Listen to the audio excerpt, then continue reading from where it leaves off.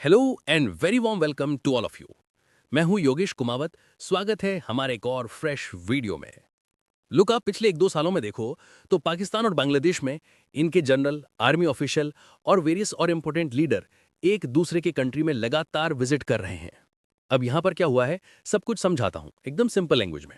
यहां पर इस बार आप देख सकते हैं, पाकिस्तान की आर्मी के एक ऑफिशियल जनरल साहिर शमशाद मिर्जा बांग्लादेश के आज के समय में इंटरिम गवर्नमेंट के चीफ मोहम्मद यूनुस से मिलने गए। मोहम्मद यूनुस ने यह एक किताब पब्लिश की जिसका नाम यहां पर आप देख सकते हैं, आर्ट ऑफ ट्रायम्फ है। उसके ऊपर बांग्लादेश का एक मैप दिखाया गया है जो रिप्रेजेंट करता है अपने आप में एक ग्रेटर बांग्लादेश को, जिसमें भारत के कई हिस्से बांग्लादेश के दिखाए गए हैं। इवन यहां पर पूरा नॉर्थ ईस्ट का भारत भी बांग्लादेश का एक पार्ट दिखाया गया है। क्या है पूरा मामला, जानते हैं एक एक करके पूरी डिटेल में। इससे पहले आपको बता दूं कि आप हमारे चैनल पर नए हैं और आपके घर में कोई सरकारी नौकरी की तैयारी कर रहे हैं तो आप उन्हें हमारा चैनल शेयर कर सकते हैं। हम यहाँ पर डेली बेसिस पर इंटरनेशनल अफेयर्स की वीडियो लाते हैं। तो करते हैं बात। मोहम्मद यूनुस जब से बांग्लादेश के अंतरिम सरकार के चीफ बने हैं, जब से शेख हसीना की चुनी हुई सरकार गिरी है, तब से ये भारत के साथ लगातार टेंशन क्रिएट कर रहे हैं। पिछले कुछ महीनों में लगातार बांग्लादेश एंटी इंडिया एक्टिविटीज कर रहा है। कल यहां पर एक और बड़ा इंसिडेंट ये हुआ कि अब तो इन्होंने यहां पर एक बिल्कुल विवादित मैप शो किया है जिसमें भारत का पूरा नॉर्थ ईस्ट हिस्सा ही बांग्लादेश का बता दिया गया है। देखते हैं ये वीडियो, फिर करते हैं बात।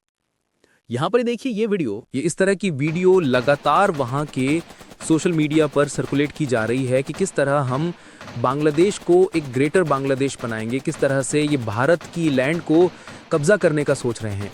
देखिए, अब आपके दिमाग में ये आ रहा होगा कि बांग्लादेश तो हमसे आर्मी पावर में काफ़ी छोटा है, तो हम क्यों डरें इस बात से। तो मैं आपको बताता हूं कि पाकिस्तान के जितने भी रेडिकल ग्रुप्स हैं वो सभी बांग्लादेश में हाल ही के दिनों में काफ़ी एक्टिव हो गए हैं।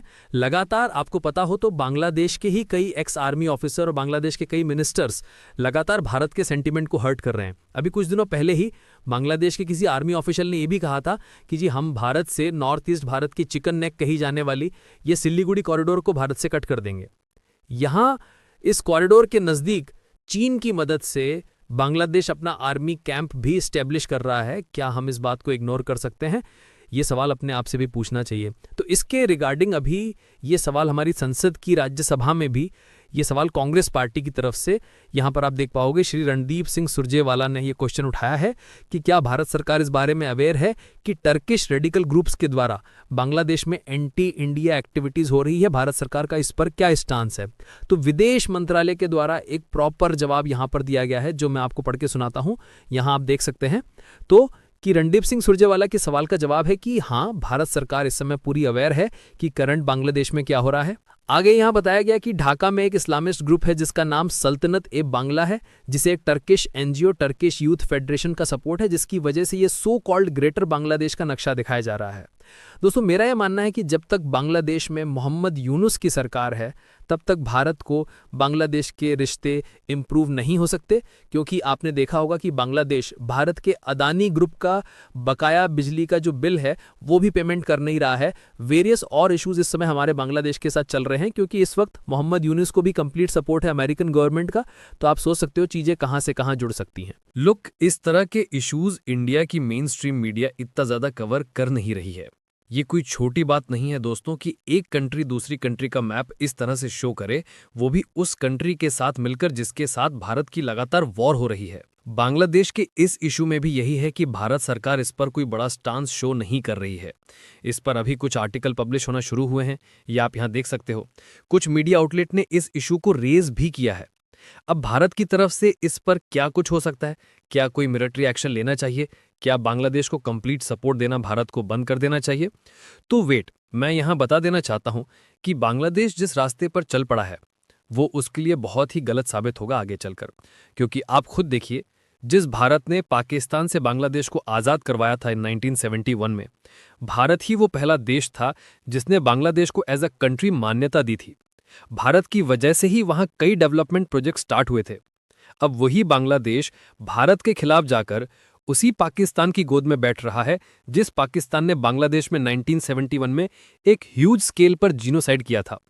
वहां की औरतें, वहां के बच्चे, सबको किस ब्रूटल तरीके से मारा गया था। हिस्ट्री हमेशा याद रखी जाती है। उसी पाकिस्तान के लिए यह सब क्यों? मैं यहाँ बता दूं कि आज के समय में बांग्लादेश में काफ़ी रैडिकल ग्रुप्स हैं जो भारत के लिए एक नेगेटिव माइंडसेट तैयार कर रहे हैं बांग्लादेश में, ताकि इसका फायदा पाकिस्तान जैसे कंट्री को मिल सके। हाँ, भारत ने इसी बांग्लादेश युद्ध, जो 1971 वॉर के नाम से जाना जाता है, पाकिस्तान की सेना के 93,000 सैनिकों की पतलूनें उतारी थी। पर यह सबक बांग्लादेश को भी सीखना चाहिए। अब भारत को इस मुद्दे पर क्या करना चाहिए? तो मेरे हिसाब से तो जो अभी इश्यूज हुए हैं रिसेंटली कुछ महीनों में, ये बांग्लादेश की करंट गवर्नमेंट की वजह से हुए हैं। जो प्रॉपर बांग्लादेश के लोग हैं, जो बांग्लादेश का भला चाहते हैं, वे अभी भी भारत को एज अ फ्रेंडली कंट्री ही देख रहे हैं। दिक्कत इसी गवर्नमेंट के साथ है। अब ये बात आती है कि कब तक इस गवर्नमेंट को फेस करना पड़ेगा भारत को, तो ये तो अभी आने वाला समय ही बता पाएगा कि बांग्लादेश में फिर से इलेक्शन कब होंगे, कब तक और ये इंटरिम गवर्नमेंट रहेगी। तब तक मेरे हिसाब से भारत को वेट करना चाहिए और सिचुएशन पर नज़र बनाकर रखनी चाहिए। क्योंकि दोस्तों ये बात अपने आप में बहुत अजीब है कि किसी देश से लगातार इस तरह की स्टेटमेंट आना और इस तरह के मैप शो करना, इट इज़ टोटली अनफेयर।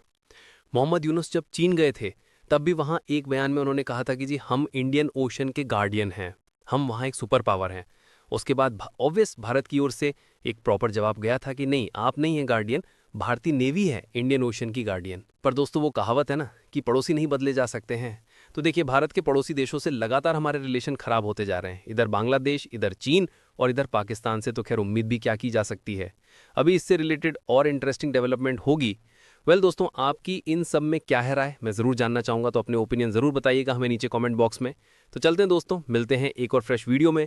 तब तक आप हमारे प्रज्ञानम क्लासेस के यूट्यूब चैनल को सब्सक्राइब कर लीजिए, ताकि मैं आपके लिए अपडेटेड वीडियो लाता रहूँ। जय हिंद, जय भारत।